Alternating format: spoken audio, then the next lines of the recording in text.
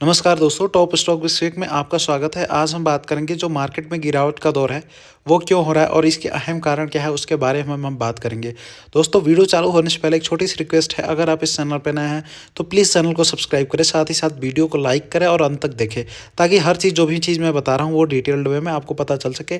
और जो मार्केट में करेक्शन का दौर है वो कब तक रह सकता है और उसका कारण क्या है, ये सारी चीज़ें हम डिस्कस करेंगे। अगर देखते हैं दोस्तों, निफ्टी 50 आज 1.7% के आसपास गिरा। बैंक निफ्टी 2.25 के आसपास गिरा। निफ्टी मिड कैप अगर बात करते हैं तो 2.74% के आसपास गिरा। निफ्टी 50 की नेक्स्ट 50 की बात कर रहे हैं तो ये 3% के आसपास गिरा। निफ्टी 100 की बात कर ले तो ऑलमोस्ट 2% के आसपास ये भी गिरा। निफ्टी 200 2% के आसपास ये भी गिरा।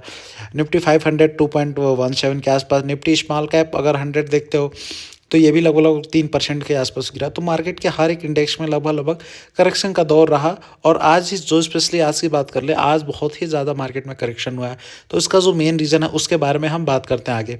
तो शेयर बाजार में इन 5 कारणों से गिरावट है। सेंसेक्स 1200 अंक नीचे, सभी सेक्टर्स जो हैं डूब रहे हैं।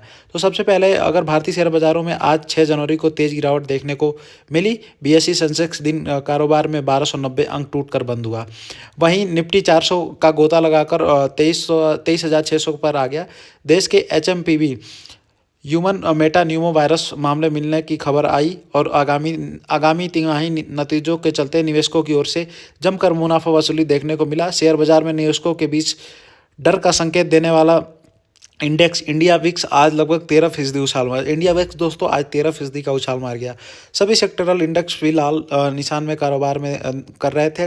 निफ्टी मेटल इंडेक्स 2.66% तक गिर गया। वहीं निफ्टी पीएसयू बैंक इंडेक्स 3.35% और निफ्टी ऑटो इंडेक्स 1.68% नीचे आ गया। तो हर एक इंडेक्स में अगर आप बात करते हो तो हर एक इंडेक्स में आपको गिरावट देखने को ही मिली शेयर बाजार में। तो अगर जो मेजर 5 रीजन है उसके बारे में हम बात करते हैं। पहला रीजन इस समय सबसे जो लेटेस्ट है, इट इज़ जस्ट लाइक लोग क्या सोच रहे हैं, एक एचएमपीवी वायरस आया है। तो ये लोग ये सोच रहे हैं, ये इनका जो माइंडसेट बैठ गया कि ये जो वायरस है इसका कोरोना से डायरेक्ट मतलब कोविड जैसा ही महामारी ये भी फैलने की आशंका है। तो लोग अपना क्या कर रहे हैं, पहले तो ऑलरेडी ये एफआईआर बिकवाली कर रहे हैं और अब दोबारा लोग इस पैनिक माहौल बन गया है। इससे लोग भी इसको सीरियसली लेके और स्टॉक मार्केट में जो भी अपना इन्वेस्टेड मनी है उसको बाहर की तरफ खींच रहे हैं। तो ये भी एक रीज़न है।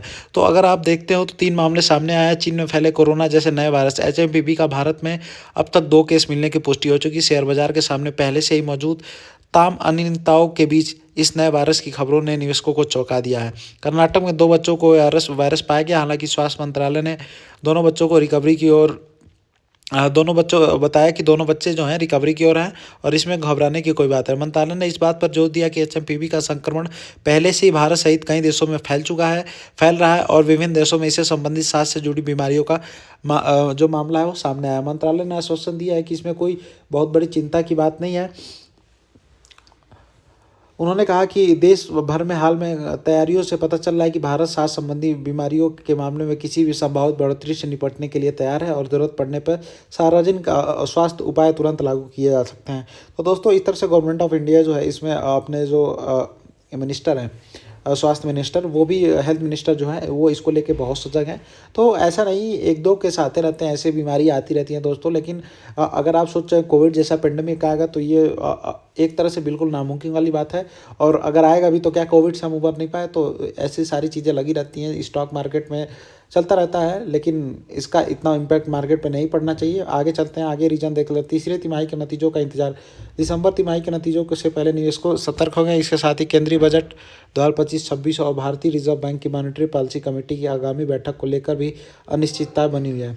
जियोजित फाइनेंशियल सर्विसेज के ही रिसर्च हेड विनोद नायर ने कहा कि तीसरी तिमाही के नतीजों से कोई नया संकेत मिलने तक जो तीसरी तिमाही के जो नतीजे हैं वो जब तक नहीं आएगा तब तक बाजार जो हैं वो ऐसे गिरते रहेंगे या तो कंसोलिडेट करते रहेंगे। आगे हम बात कमज़ोर ग्लोबल संकेत। शेयर बाजार में आज की गिरावट के पीछे कमज़ोर ग्लोबल संकेत भी एक अहम कारण है। एशियाई बाजार जहां ये आज के कारोबार के दौरान 1.4% तक डूब गए। वहीं अमेरिकी डॉलर में मजबूती, ऊंची बॉन्ड यील्ड और क्रूड ऑयल की कीमतों में उछाल ने ग्लोबल बाजार पर दबाव बनाया। क्रूड ऑयल के दम पर इस समय अक्टूबर 2024 के बाद अपने सबसे ऊंचे स्तर पर है। जियोजित फाइनेंशियल सर्विसेज के chief investment strategy doctor VK Vijay Kumar ने बताया कि डॉलर इंडेक्स इस समय 109 पर है और 10 साल में अमेरिकी बॉन्ड यील्ड 4.6 2% है। इसके चलते विदेशी निवेशक भारत में बिकवाली कर रहे हैं। तो जो अभी देखा जाए क्रूड ऑयल और अमेरिका के जो डॉलर का प्राइस है वो बढ़ रहा है, इसलिए जो यहाँ के जो FIIs हैं वो बिकवाली कर रहे हैं। ये भी एक रीज़न हो सकता है कि मार्केट में जो है अस्थिरता बनी हुई है। चौथा, विदेशी निवेशकों की बिकवाली। विदेशी निवेशकों ने लगातार भारतीय बाजार से पैसे निकाले हैं। जनवरी 2025 तक अब तक विदेशी पोर्टफोलियो निवेशकों ने FPI ने 4,285 करोड़ रुपए की बिकवाली की है, जिससे बाजार पर दबाव बना हुआ है। तो अगर FII जो भी है फॉरेन इन्वेस्टर जो भी हैं वो लगभग जनवरी अब तक की बात कर लिया 2025 की, तो ऑलमोस्ट 4,285 करोड़ के आसपास की बिकवाली की है। तो अगर इतना ह्यूज क्वांटिटी में अमाउंट अगर वो सेल करते हैं तो डेफिनेटली मार्केट में जो नीचे गिरने का दबाव है वो तो बना ही रहेगा। और वो आगे चल के दिख भी रहा है कि जितना ज़्यादा बिकवाली कर रहे हैं उतना ज़्यादा मार्केट कमज़ोर होता जा रहा है और आपको नीचे की तरफ जाता हुआ दिख रहा है। कमजोर टेक्निकल संकेत। जियो फाइनेंशियल सर्विस के चीफ मार्केटिंग स्ट्रेटेजी आनंद जेम्स ने बताया कि टेक्निकल चार्ट पैटर्न पर 23,960 से 23,860 का जोन एक इम्पॉर्टेंट लेवल है।